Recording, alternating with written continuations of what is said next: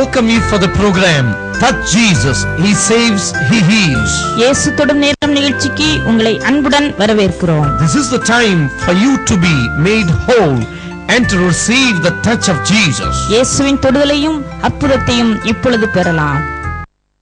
தயவு செய்து கவனிங்க. ஒரு முக்கியமான ஒரு அறிவிப்பு. 2012 புது வருட வாக்குத்தத்த செய்தி 1ஆம் தேதி ஞாயிற்றுக்கிழமை மாலை 5 மணிக்கு ஆரம்பித்து 8 மணிக்கு முடிக்கிறோம். தேவ செய்தி பாஸ்டர் இயேசுவடியானும் நானுமாக சேர்ந்து கர்த்தருடைய வார்த்தை கொடுக்கிறோம். வந்து தேவ ஆசீர்வாதத்தை கிருபையாக பெற்றுக்கொள்ளுங்கள். 1ஆம் தேதி ஞாயிற்றுக்கிழமை மாலை 5 மணி முதல் 8 மணி வரை இடம் கவனிங்க. இந்த ஆகவே எழும்பூர் போலீஸ் ஸ்டேஷன் பக்கத்துல வந்து பெருமாள் ரெட்டி தெரு கிரவுண்ட் அருகில் நீங்கள் வந்தால் அந்த இடத்தை கண்டுபிடித்து விடலாம்.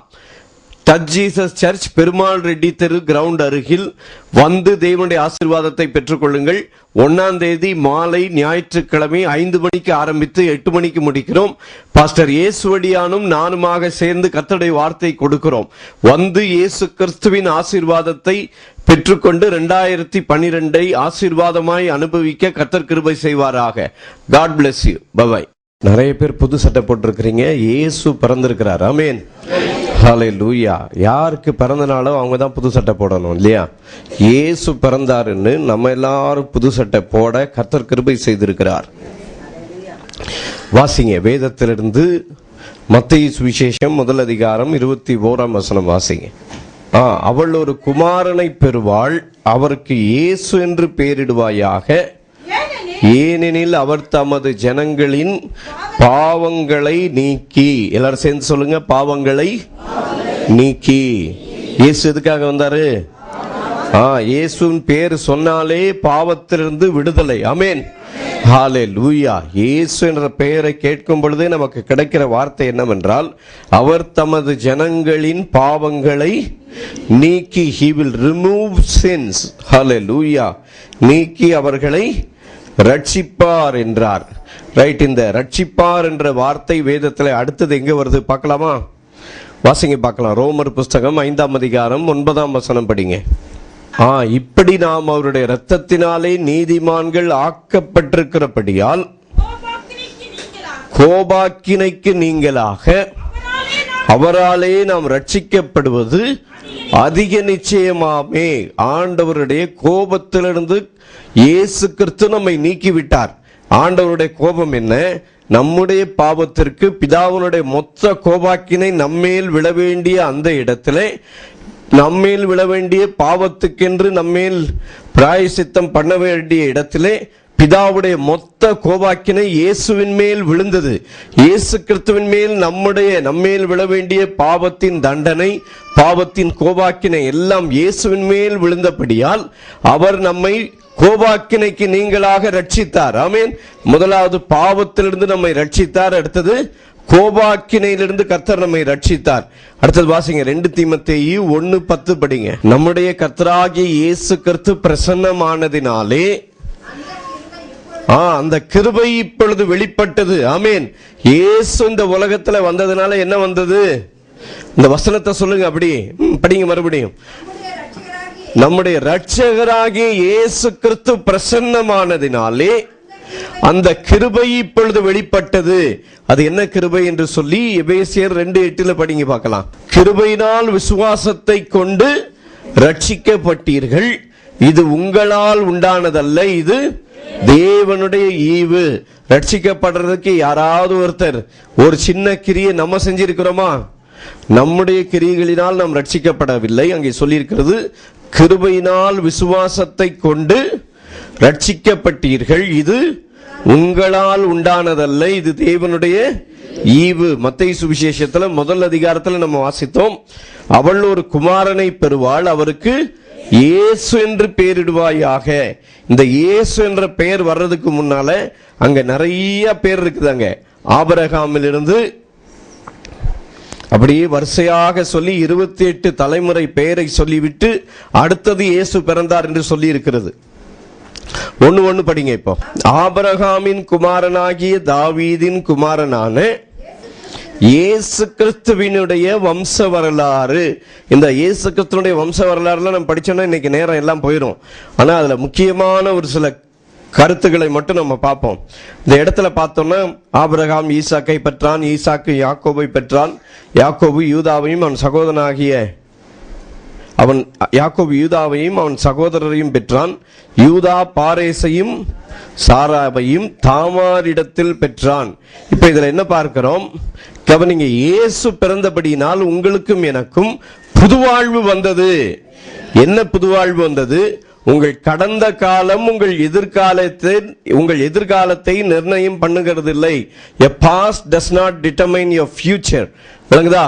உங்க கடந்த காலம் உங்கள் எதிர்காலத்தை நிர்ணயிக்காது. உங்கள் கடந்த காலம் எப்படி இருந்தாலும் என் ஆண்டவர் இயேசு உங்களுக்கு புதுவாழ்வை கொடுக்க விரும்புகிறார். ஹல்லேலூயா. இயேசு வந்ததினாலே ஒரு புதிய ஆரம்பம். இயேசு வந்ததினாலே உங்கள் வாழ்க்கையிலே, என்னுடைய வாழ்க்கையிலே புது ஆரம்பத்தை கர்த்தர் தந்திருக்கிறார். Glory, hallelujah. புதிய ஆரம்பத்தை கர்த்தர் நமக்காக தந்திருக்கிறார். Glory, hallelujah. புதிய ஆரம்பம். எந்த புதிய ஆரம்பம்? கவனிங்க, இயேசு இந்த உலகத்துல வந்த பொழுது சரித்திரம் ரெண்டாக பிளந்தது. கிறிஸ்துவுக்கு முன், கிறிஸ்துவுக்கு பின் என்று சொல்லி, அதே போல இங்கே யார் யார் உங்கள் வாழ்க்கையிலே இயேசுவை ஏற்றுக்கொண்டீர்களோ உங்கள் வாழ்க்கையில ஒரு வித்தியாசம் ஒன்று உண்டு. இயேசுவை ஏற்றுக்கொள்வதற்கு முன்பு நான் இப்படி இருந்தேன், இயேசுவை ஏற்றுக்கொண்ட பிறகு என்னுடைய வாழ்க்கை இப்படியா இருக்கிறது என்று சொல்லி, கிறிஸ்துவுக்கு முன் கிபி கிமு என்று இயேசுவை ஏற்றுக்கொண்ட எல்லாருடைய வாழ்க்கையிலும் உண்டு. அதே போல இங்க இயேசு பிறந்த வம்ச வரலாறுல பாத்தீங்கன்னா ஒரு 4 பெண்கள் பெயர் சொல்லப்பட்டிருக்கிறது. அந்த 4 பெண்களுடைய பெயர் பின்னால இருக்கிற பேக்ரவுண்ட் பாத்தீங்கன்னா அவங்களுக்கு ஒரு நல்ல எதிர்காலம் கிடைக்கும் என்பதற்கு கொஞ்சம் கூட அறிகுறியே கிடையாது. ஆனால் அவர்களுடைய வாழ்க்கை வம்ச வரலாறுல பிறந்தது யாரு? இயேசு கிறிஸ்து பிறந்தார். ஹல்லேலூயா. ஆகவே அவர்கள் இந்த வேதத்திலே இடம் பெற்றிருக்கிறார்கள். மத்தேயு 1:3 படிங்க. யூதா பாரேசையும் சாராவையும் தாமாரினிடத்தில் பெற்றான். இந்த தாமார் யார் என்று சொல்லி ஆதியாகமம் 38ஆம் அதிகாரத்தில் சொல்லி இருக்கிறது. யூதாவுக்கு மருமகளாய் இருந்த தாமார் என்பவளிடத்திலே ஏதோ ஒரு பிரச்சனை வந்தது. அந்த பிரச்சனையில என்ன நடந்தது? யூதாவுக்கு யாரு? தாமார் என்ற மருமகள் மூலமாக பிறந்தது யாரு? பாரே சாரா என்று சொல்லப்பட்டிருக்கிறது. எப்படிப்பட்ட ஒரு ஆரம்பமாய் இருந்தாலும், நீங்க நிறைய படிச்சிருக்கிறதுனால உங்களுக்கு நிறைய சம்பளம், கொஞ்சம் படிச்சதுனால உங்களுக்கு கொஞ்சம் சம்பளம் என்று இந்த உலகம் சொல்லலாம். ஆனால் வேதம் அப்படி சொல்லவில்லை. வேதத்தில் எப்படி சொல்லி இருக்கிறது என்றால் வாசிங்க பார்க்கலாம். பிரசங்கி புஸ்தகம் 9:11 நினைக்கிறேன். வாசிங்க. ஓடுகிறதற்கு வேகமுடையவர்களுடைய வேகமும், யுத்தத்திற்கு சௌரியவான்களுடைய சௌரியமும், பிழைப்புக்கு ஞானமுள்ளவர்களுடைய ஞானமும், ஐஸ்வர்யம் அடைகிறதற்கு புத்திமான்களுடைய புத்தியும், என்ன தயவு அடைகிறதற்கு வித்துவான்களின் அறிவும் போதாது. அவர்கள் எல்லாருக்கும் சமயமும் தேவ செயலும் நேரிட வேண்டும். நீ ரொம்ப அழகா இருக்கிறனா எல்லா பியூட்டி கான்டெஸ்ட்லயும் ஃபர்ஸ்ட் வருவேன்னு சொல்லி அர்த்தம் இல்ல. ஏனென்றால் அங்கே அவருடைய கிருபை அங்கே வாசிங்க 2 தீமோத்தேயு 1:10 நம்முடைய இரட்சகராகிய இயேசு கிறிஸ்து பிரசன்னமானதினாலே அந்த கிருபை இப்பொழுது வெளிப்படுத்தப்பட்டிருக்கிறது. சொல்லுங்க, கிருபைன்னா என்னங்க? ஃப்ரீ, தகுதி இல்லாத தயவு. ஆமென். கிருபை என்றால் எல்லாரும் சொல்லுங்க, தகுதி இல்லாத தயவு, நிபந்தனை இல்லாத ஆசீர்வாதம், அறிவு கெட்டாத அன்பு. ஆமென். கிருபை என்றால் என்ன? ஃப்ரீ. நம்முடைய தகுதி, நம்முடைய சக்தி பக்தியை பாராமல் இலவசமாய் கிறிஸ்து இயேசுவில் உள்ள மீட்பை கொண்டு நீதிமான்கள் ஆக்கப்படுகிறார்கள் என்று ரோமர் 3:25 நாம் பார்க்கிறோம். இலவசமாகவே கர்த்தர் நம்மை நீதிமானாக்கி விட்டார். இந்த காலையிலே அங்கே பார்க்கிறோம், இரட்சகர் இயேசு என்று சொன்னால் என்ன? அவர் பேர் அர்த்தம் என்ன? சொல்லுங்க. What is the name of Jesus? Savior. சொல்லுங்க, இரட்சகர்.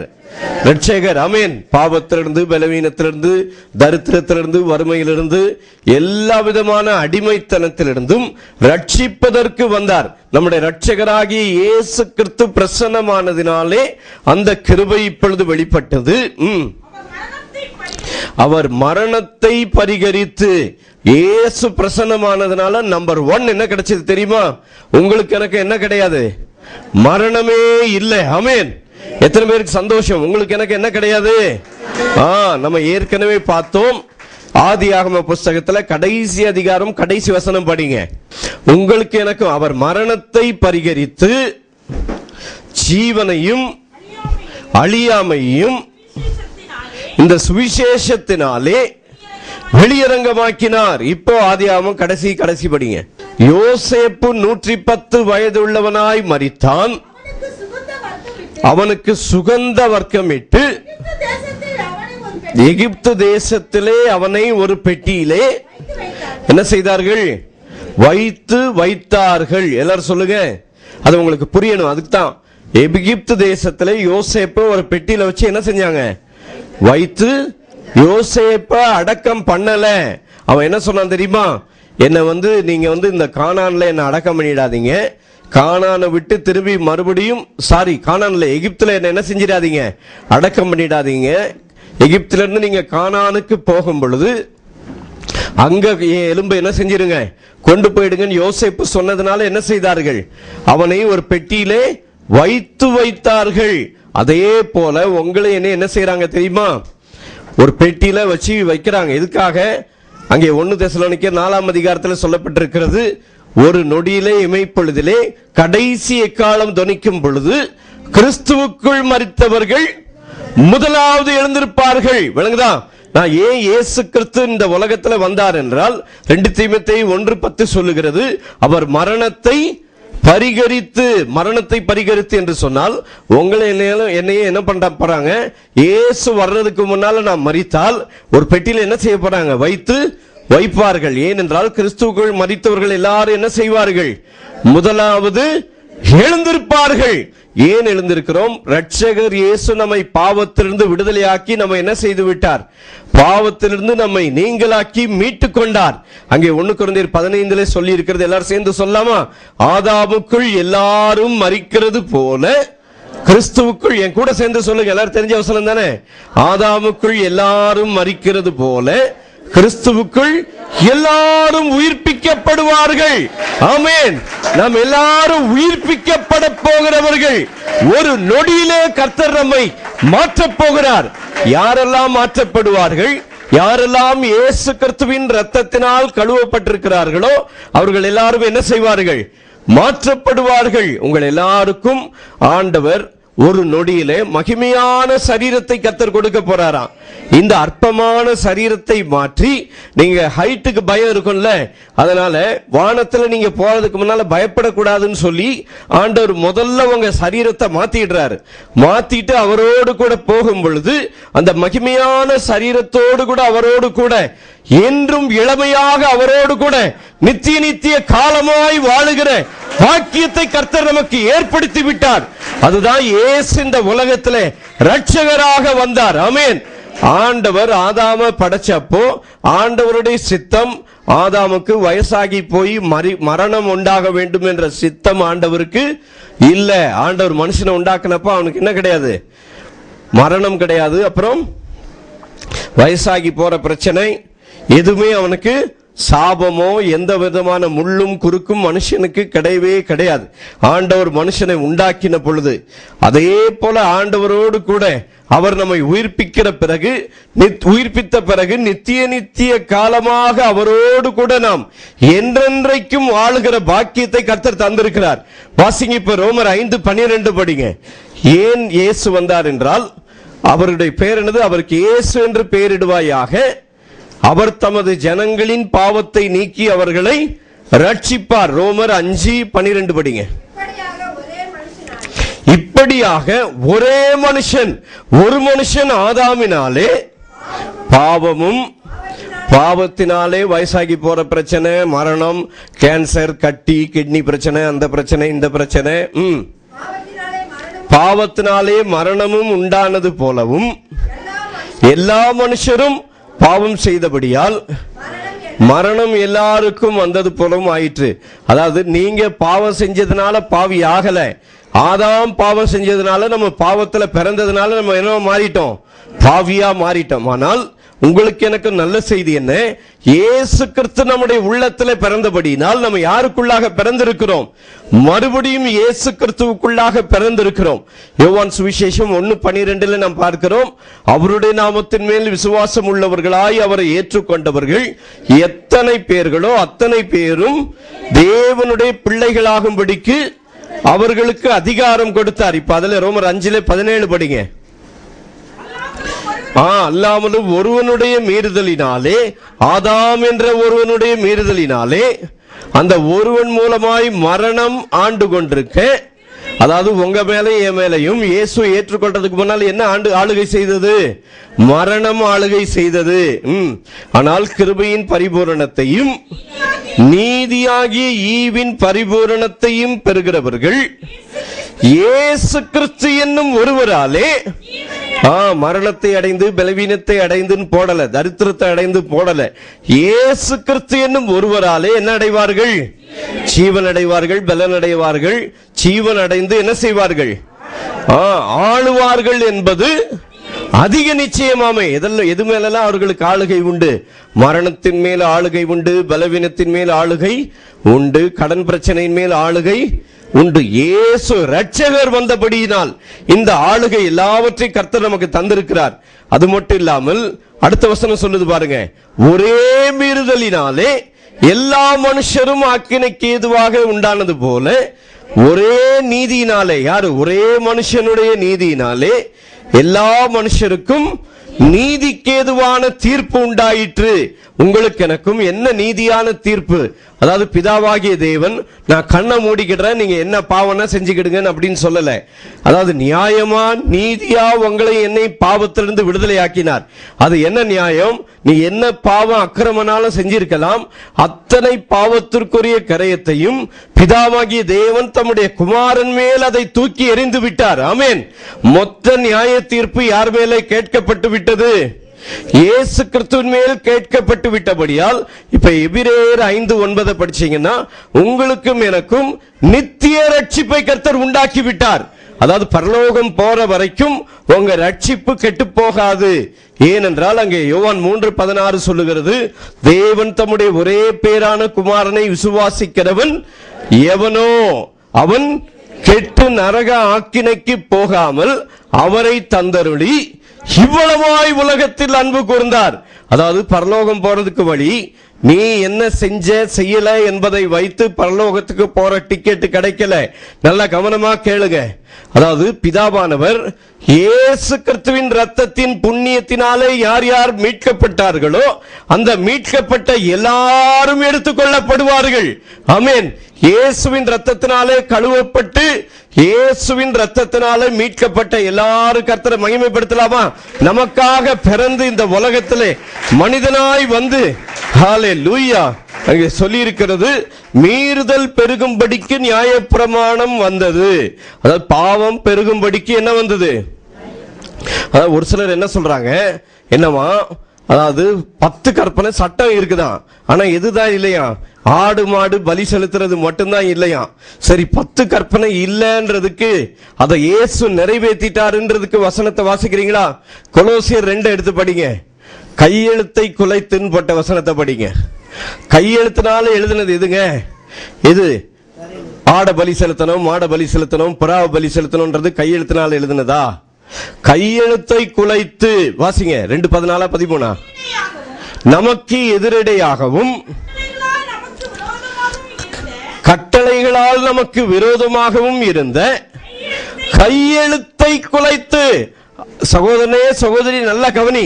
நிறைய பேருக்கு கேள்வி, என்கிட்ட நிறைய பேர் போன் பண்ணி கேட்கறது என்ன தெரியுமா? 10 கற்பனை இருக்குதானே, அப்பதானே பாவம் செய்யாம இருப்பாங்க அப்படிங்கிறாங்க. நல்லா கவனிங்க. கற்பனை வந்ததுனாலதான் என்ன வந்தது? பாவம் வந்தது.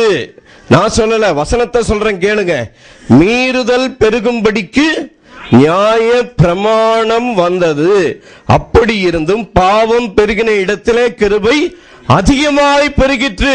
நியாய பிரமாணம் இல்ல, கிருபை இருக்குன்னு சொன்னா நிறைய பாவம் செஞ்சிருவாங்கன்றது மனுஷனுடைய எண்ணம், போதகர்களுடைய கருத்து. வேதம் என்ன சொல்லுது பார்க்கலாமா? நீ நியாயப்பிரமாணத்துக்கு கீழ்ப்பட்டிருந்தா பாவம் மேற்கொள்ளாதா என்ன சொல்லி பாருங்க, பார்த்துடலாமா? 6:14 ரோமர் 6:14 சொல்லுகிறது, நீங்கள் நியாயப்பிரமாணத்திற்கு கீழ்ப்பட்டிராமல் கிருபைக்கு கீழ்ப்பட்டிருக்கிறபடியால் பாவம் உங்களை என்ன செய்யாது. கிருபைக்கு கீழ்ப்பட்டிருக்கிறவர்களை பாவம் என்ன செய்யாது. நீ நியாயப்பிரமாணத்துக்கு கீழ்ப்பட்டிருந்தா என்ன செய்யும்? பாவம் உன்னை நிச்சயமாய் மேற்கொள்ளும். ஏனென்றால் அங்கே சொல்லி இருக்கிறது, கலாத்தியர் 3:20 ரோமர் 2:16 எந்த மனுஷனும் நியாயப்பிரமாணத்தின் கிரியைகளினால் நீதிமான்கள் ஆக்கப்படுவது இல்லையேன்னு சொல்லப்பட்டிருக்கிறது. அப்ப நீதிமான்கள் செய்வாங்களா, ஆக்குவாங்களாங்க? ஹலோ, கவனிங்க, பேசுங்க. இப்போ நீதிமான செய்வாங்களா, ஆக்குவாங்களா? நீதிமான என்ன செய்வாங்க? ஆக்குவாங்க. நீதிமான செய்ய முடியாது. விளங்குதா? அதனுடைய விளக்கம் என்னன்னா, சோறை என்ன செய்வாங்க? அரிசிய சோறா என்ன செய்வாங்க? ஆக்குவாங்க. சோறை மறுபடியும் என்ன மாத்த முடியாது? அரிசியா மாத்த முடியாது. விளங்குதா? அதே போல இயேசு கிறிஸ்து தம்முடைய சொந்த ரத்தத்தினால கழுவி உங்களை மேலே ஆண்டவர் என்னவா மாத்திட்டாரு? நீதிமான் ஆக்கிட்டாரு. அப்படின்னா நீதிமான் பாவி ஆக்கப்பட முடியாது அப்படின்னு சொன்னா நிறைய பேருக்கு அது பெரிய சந்தேகம், கேள்விக்குறி இருக்குது. நீங்க நல்ல வேதம் படித்த ஆளு, வேதத்துல நல்ல ஞானமா கருத்தா கவனிக்கிற ஆளா இருந்தா கவனிங்க. நான் சொல்றேன், இந்த கருத்தை நீங்க புரிஞ்சுக்கிட்டீங்கன்னா நீங்க சுவிசேஷம் முழுசுமே புரிஞ்சுக்கிட்டீங்கன்னு அர்த்தம். அதாவது கிறிஸ்துவுக்குள்ள பிறந்த யாவரும், எந்த மனுஷனும் மறுபடியும் ஆதாமுக்குள்ள பிறக்க முடியாது. கவனிக்கிறீங்களா? அதாவது நீதிமான்கள் ஆக்கப்பட்ட எந்த மனுஷனும் எப்படி ஆக முடியாது? பாவியாக முடியாது. அதுக்கு விளக்கம் என்னன்னா, இயேசு கிறிஸ்துவுக்குள்ளாக பிறந்த எந்த மனுஷனும் மறுபடியும் ஆதாமுக்குள்ள பிறக்க முடியுமா? பிறக்க முடியுமா? ஆதாமுக்குள்ள பிறக்கணும்னா நீங்க மறுபடியும் செத்து என்ன செய்யணும்? மறுபடியும் செத்து என்னவா மாறணும்? பிரதர் கேப்ரியல் சொல்லுங்க. ஆதாமுக்குள்ள பிறக்கணும்னா என்ன செய்யணும்? மறுபடியும் செத்து இன்னொரு கேப்ரியலா பிறக்கணும். பிறந்தாதான் எப்படி பிறக்க முடியும்? ஆதாமுக்குள்ள. நமக்கு 2 பிறப்பு இந்த உலகத்துல யாருக்குமே கிடையாது. ஆமீன். நம்ம எல்லாருக்கும் எத்தனை பிறப்பு தான் உண்டு? ஒரே ஒரு பிறப்பு உலகத்துல பிறந்துட்டோம். இன்னொரு பிறப்பு இருக்குது. அதுக்கு பேர் என்ன தெரியுமா? மறுபடியும் பிறக்கிற ஒரு அனுபவம். அந்த மறுபடியும் பிறக்கிறதுக்கு பேர் என்னன்னா, அதுக்குதான் ஞான ஸ்நானம் என்று சொல்லுகிறோம். அதை பற்றி ரோமர் 6ஆம் அதிகாரத்துல சொல்லி இருக்கிறது. ரோமர் 6 படிங்களேன், 4ஆம் வசனம். பிதாவின் மகிமையினாலே கிறிஸ்து மரித்தோர்ந்து எழுப்பப்பட்டது போல நாமும் புதிதான ஜீவனுள்ளவர்களாய் நடந்து கொள்ளும்படிக்கு அவருடைய மரணத்துக்குள்ளாக்கும் ஞானஸ்நானத்தினாலே கிறிஸ்து மரித்து அடக்கம் பண்ணப்பட்டார் நினைக்காதீங்க. உங்க பாவத்துக்காக நாம் மரிக்க வேண்டிய இடத்துல மரித்தது யாரு? நமக்கு பதிலாக மரித்து அவர் அடக்கம் பண்ணப்பட்டார். இயேசு அவர் செஞ்ச பாவத்துக்காக அவர் மரிக்கல. இயேசுவை பற்றி சொல்லணும்னா சொல்றேன், கவனிங்க. இயேசு பாவம் இல்லாதவர், பாவம் செய்யாதவர், பாவம் அறியாதவர். He did no sin, he knew no sin, in him is no sin. Tamar என்ற அந்த யூதாவுடைய மருமகனாய் இருந்த அவளிடத்துல பிறந்தது யாரு? அந்த வம்ச வரலாறுல பிறந்ததுதான் யாரு? இயேசு கிறிஸ்து பிறந்தார். சரி, அடுத்த ஸ்திரீ யார் என்று பார்க்கலாமா? வாசிங்க. மத்தேயு 1ஆம் அதிகாரம் 5ஆம் வசனம். சல்மோன் போவாசை ராகாபினிடத்தில் பெற்றான். இந்த ராகாப் யாருன்னு போட்டிருக்கு தெரியுமா? யோசுவா 2:1 அவர்கள் போய், அதுல இருந்து படிங்க. யோசுவா 2:1 அவர்கள் போய் ராகாப் என்னும் பெயர் கொண்ட ராகாப் யாரு? வேசியின் வீட்டுக்குள் பிரவேசித்து. ராகாப் யாருங்க? ஒரு வேசி. விளங்குதா? அந்த ராகாப் இடத்துல பிறந்தது யாரு? சல்மோன் போவாசை ராகாபின் இடத்தில் பெற்றான். இந்த வேசி எப்படியோ ஒரு யூதாவுடைய கோத்திரத்தில் இருக்கிற ஒரு மனுஷனை கல்யாணம் பண்ணி அங்கே அவர்களுக்கு பிறந்தது யாரு? போவாஸ். இந்த போவாஸ் எருசலேமில் இருந்த பெரிய பணக்காரன். இந்த ரூத் என்ற பெண்ணை குறித்து அங்கே ரூத் 2ஆம் அதிகாரம் 5ஆம் வசனத்தில் சொல்லி இருக்கிறது. இன்றைக்கு யாருடைய கண்களிலே எனக்கு தயவு கிடைக்குமோ அவர்கள் பிறகே நான் போய் வயல்களிலே பொறுக்கி கொண்டு வருகிறேன் என்று சொல்லி போனாள். இந்த ரூத் யார் என்றால் மோவாபிய பெண். கர்த்தரால் அருவருக்கப்பட்ட 10 தலைமுறைகளுக்கு இந்த மோவாபியர்கள் கர்த்தருடைய ஆலயத்திற்குள்ளாக பிரவேசிக்க கூடாது. இப்படி அவர்கள் பாவத்தினால் நிறைந்த அந்த மோவாபி வம்சத்தில் இருக்கிற ஒரு பெண்ணின் பெயரும் இயேசு கிறிஸ்துவுடைய வம்ச வரலாறில் வந்திருக்கிறது. ஆனால் இந்த இயேசு கிறிஸ்துவை வாழ்க்கையிலே ஏற்றுக்கொண்டவருடைய வாழ்விலே கிறிஸ்துவுக்கு முன் கிறிஸ்துவுக்கு பின் என்ற வாழ்க்கை ஒரு வித்தியாசம் உண்டு. அதுக்கு சரி ஒரே ஒரு ஆள உதாரணத்துக்கு கூப்பிடலாமா? இங்க வாங்க. இவர் பெயர் முருகன். இப்ப என்னவா மாறி இருக்கிறார் தெரியுமா? மோசஸ் முருகனா மாறி இருக்கிறார். இங்க வாங்க ஐயா.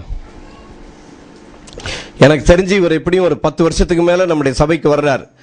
கிறிஸ்துவுக்கு முன்னால கிறிஸ்துவுக்கு பின்னால தைரியமா சொல்லுங்க. கிறிஸ்துவுக்கு முன்னால என்னெல்லாம் பழக்கம்லாம் இருந்தது, கிறிஸ்துவுக்கு பின்னால என்ன மாறிச்சு சொல்றீங்களா? இந்த மைக்கு கொடுங்க. என்ன பழக்கம் இருந்தது சொல்லுங்க. கிறிஸ்துவுக்கு முன்னால என்னென்ன குடிப்பழக்கம் இருந்ததா? சிகரெட் குடிப்பாரு, சுத்த வேண்டியது, வைன் ஷாப்ல போய் உட்கார்றது, இதெல்லாம் என்ன? இதெல்லாம் எங்க? கிறிஸ்துவுக்கு முன்னால உள்ள வாழ்க்கை. இயேசு கிறிஸ்துவுக்கு பின்னால இப்ப அதெல்லாம் இருக்குதா? இல்ல, எந்த பழக்கமும் இல்ல. கிறிஸ்துவுக்கு பின் கிறிஸ்துவுக்கு முன். ஆமென். இயேசுவை ஏற்றுக்கொண்டவருடைய வாழ்விலே அற்புதம் உண்டு, அதிசயம் உண்டு. ஆமென். ஹல்லேலூயா. இயேசுவை ஏற்றுக்கொண்டவருடைய வாழ்விலே அற்புதம் உண்டு. ஆமென். ஹல்லேலூயா. அற்புத ஜீவியம், ஆஹா அற்புதம், ஆனந்தம் அற்புதம் எனக்கு. இயேசுவை சந்தித்தேன், என்னை முற்றும் மாற்றினார், அற்புத ஜீவியமே. இயேசு என் உள்ளத்தில் வந்த நாள் முதல் சொல்லி முடியாத அன்பு என்னில் பொங்குதே. நான் என் நேசர்காய் ஜீவிப்பேன், அற்புத ஜீவியமே. Life is wonderful, yes it's wonderful. Life is wonderful now to me. I took Jesus in, He changed everything. Life is wonderful now. Since His blessings came into my heart, joy unspeakable fills every part. Now I want to live for my Lord. Life is wonderful now. Life is wonderful now. எல்லாரும் சேர்ந்து சொல்லலாமா? Life is wonderful now. இயேசு என் உள்ளத்தில் வந்த நாள் முதல் சொல்லி முடியாத அன்பு என்னில் பொங்குதே. நான் என் நேசர்காய் ஜீவிப்பேன், அற்புத ஜீவியமே. இயேசு என் உள்ளத்தில் வந்த நாள் முதல் எல்லாரும் சேர்ந்து சொல்லலாமா? இயேசு என் உள்ளத்தில் வந்த நாள் முதல் சொல்லி முடியாத அன்பு என்னில் பொங்குதே. நான் என் நேசர்காய் ஜீவிப்பேன், அற்புத ஜீவியமே. சொல்லுங்க, அற்புத ஜீவியமே, அற்புத ஜீவியமே. தாமார் அங்கே உடன்படிக்கை பண்ணப்பட்ட யூதா கோத்திரத்தில் இருக்கிற ஒருத்தனை திருமணம் பண்ணி அந்த வம்சத்துல இயேசு கிறிஸ்து பிறந்தார். ஆமென். சல்மோன் போவாசை ராகாபின் இடத்தில் பெற்றான்.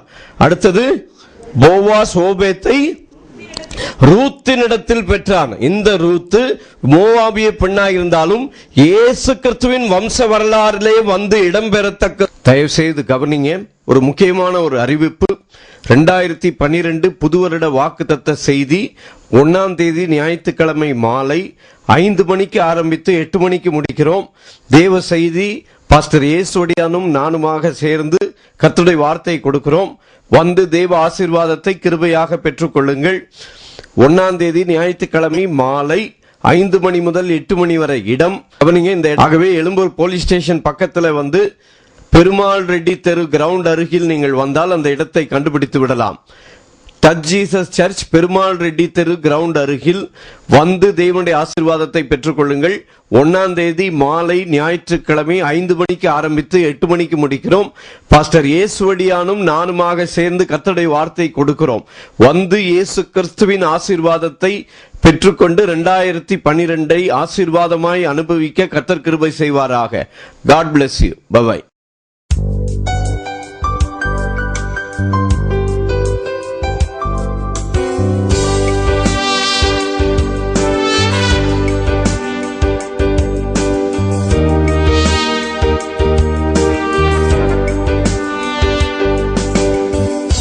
Above all powers, above all kings, above all nature and all created things, above all wisdom and all the ways of man.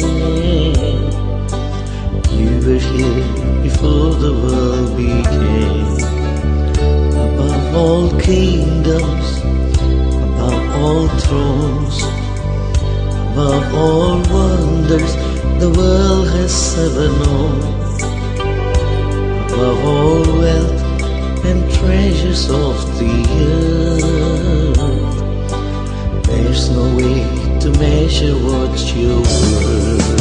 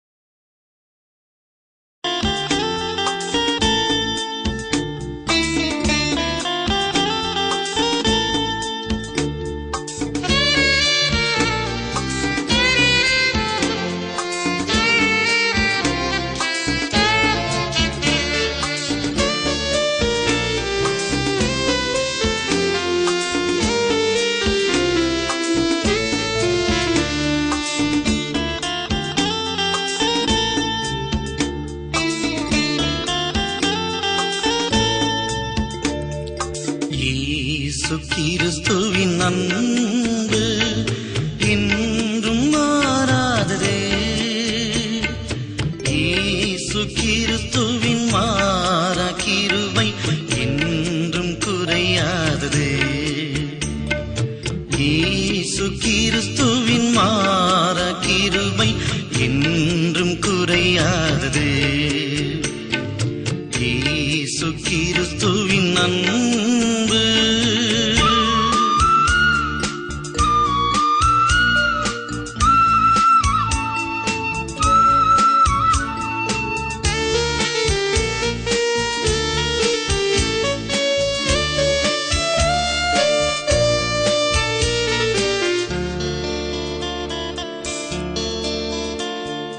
பாவி என்றுன்னை இயேசு தள்ளவே மாட்டார். ஆவலாய் உன்னை இயேசு அழைக்கின்றாரே. பாவி என்றுன்னை இயேசு தள்ளவே மாட்டார். ஆவலாய் உன்னை இயேசு அழைக்கின்றாரே.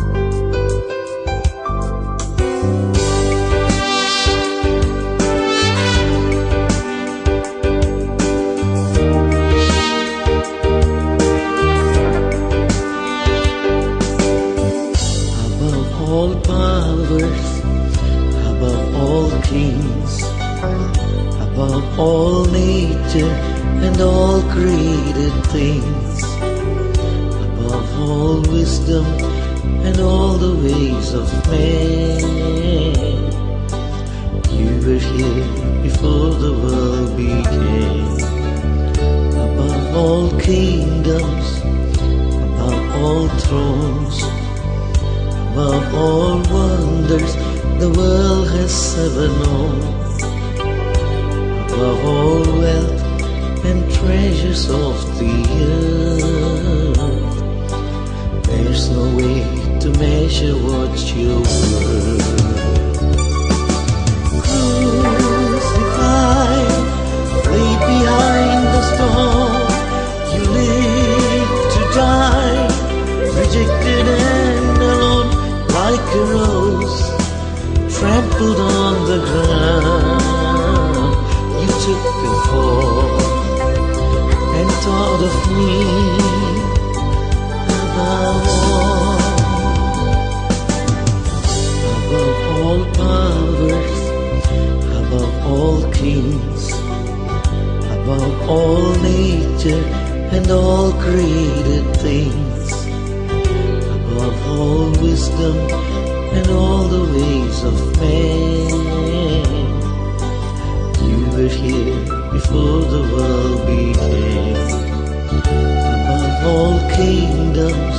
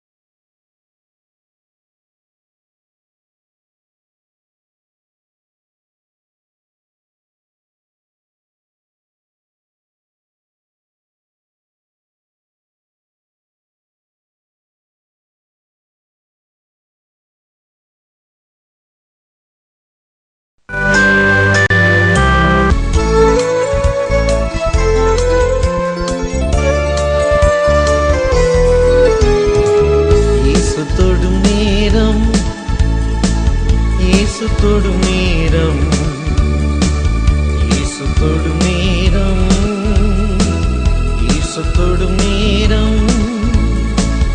Jesus makes you whole, Jesus makes you whole, Jesus makes you whole, Jesus makes you whole. We welcome you for the program Touch Jesus, He saves, He heals. இயேசு தொடும் நேரம் நிகழ்ச்சிக்கு உங்களை அன்புடன் வரவேற்கிறோம். This is the time for you to be made whole and to receive the touch of Jesus. இயேசுவின் தொடுதலையும் அற்புதத்தையும் இப்பொழுது பெறலாம். Come on, give glory to God. Hallelujah. இந்த ஆண்டவர் உங்களிடத்தில் சொல்லுகிற காரியத்தை பெற்று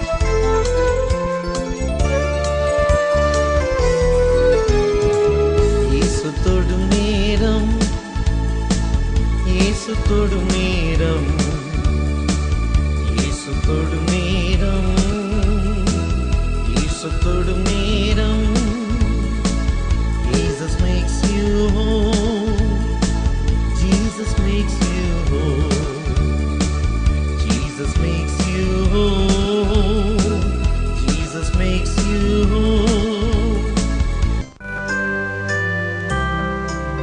We welcome you for the program Touch Jesus, He saves, He heals. இயேசு தொடும் நேரம் நிகழ்ச்சிக்கு உங்களை அன்புடன் வரவேற்கிறோம். This is the time for you to be made whole and to receive the touch of Jesus. இயேசுவின் தொடுதலையும் அற்புதத்தையும் இப்பொழுது பெறலாம்.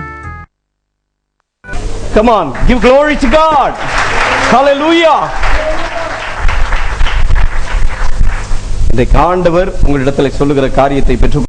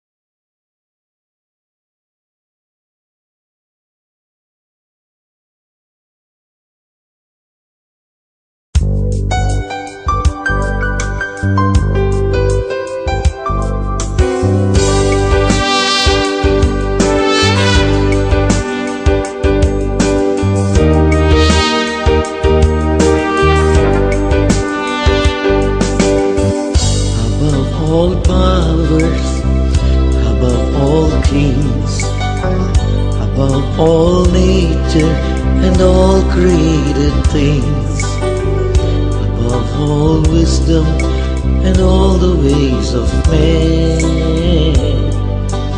You were here before the world began, above all kingdoms, above all thrones, above all wonders the world has ever known, above all wealth and treasures of the earth. There's no way to measure what you're worth. Crucified, laid behind the stone, you lived to die, rejected and alone, like a rose trampled on the ground.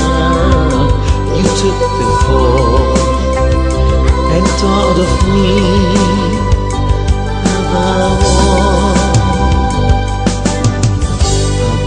all powers, above all kings, above all nature and all created things, above all wisdom and all the ways of man. You were here before the world began, above all kingdoms, above all thrones, above all wonders the world has ever known, above all wealth and treasures of the earth. There's no way to to measure what you're worth. Crucified, laid behind the stone, you live to die, rejected and alone, like a rose trampled on the ground. You took the fall and thought of me above all.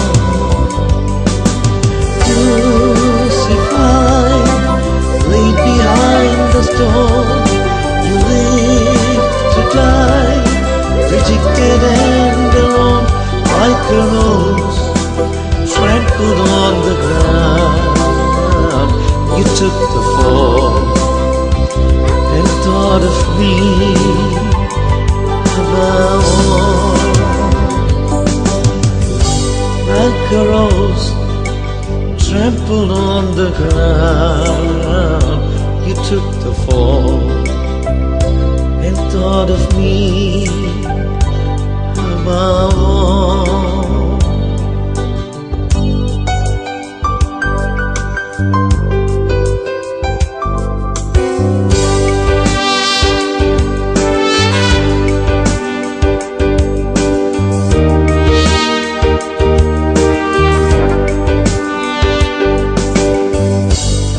வல்லமை சகல ராஜாக்கள், சகல இயற்கையும், சகல படைப்புகள், சகல ஞானத்தில் இயேசு மேலானவர்.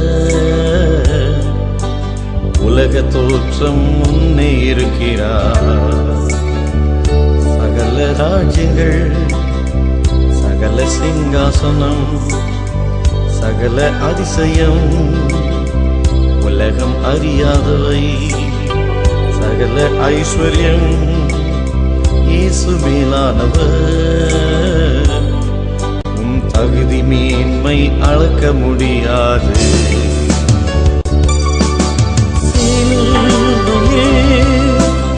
அறையப்பட்டார், ஜீவன் தந்தார், தனிமையாய் தள்ளப்பட்டார், ரோஜாவை போல் அறையில் மிதிப்பட்டார். கீழ் விழுந்து நினைத்தார் என்னை இயேசு மேலானவர். சகல வல்லமை, சகல ராஜாக்கள், சகல இயற்கையும், சகல படைப்புகள், சகல ஞானத்தில் இயேசு மேலானவர். உலக தோற்றம் முன்னே இருக்கிறார். சகல ராஜ்யங்கள், சகல சிங்காசனம், சகல அதிசயம், உலகம் அறியாதது, சகல ஐஸ்வர்யம் இயேசு மேலானவர்.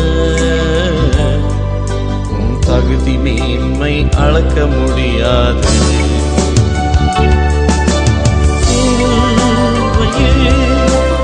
அறையப்பட்டார், ஜீவன் தந்தார், தனிமையாய் தள்ளப்பட்டார், ரோஜாவை போல் அறையில் மிதிப்பட்டார். கீழ் விழுந்து நினைத்தார் என்னை இயேசு மேலானவர்.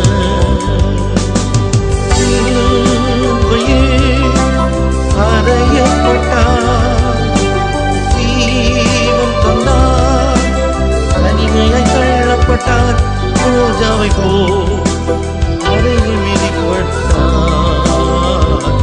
கீழ் விழுந்து நினைத்தார் என்னை இயேசு மேலானவர்.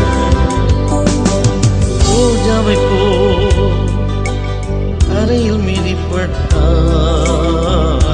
கீழ் விழுந்து நினைத்தார் என்னை இயேசு மேலானவர்.